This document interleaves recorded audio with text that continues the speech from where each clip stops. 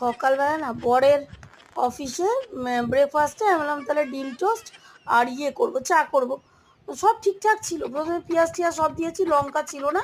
তো আমি ভালোভাবেই পেঁয়াজ কুচিয়ে নিয়েছি, পাউরুটিকে কেটে টেটে নিয়েছি।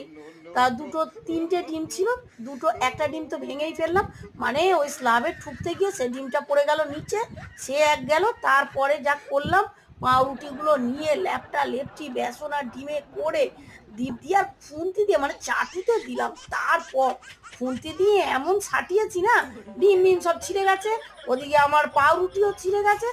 এর বাবা বলছে যে কি হচ্ছে, তখন মাথাটা গরম ছিল, কারণ ওর বাবার ওপর মাথাটা আমার গরম হয়ে গেছে কাঁচা লঙ্কা আনিনি বলে।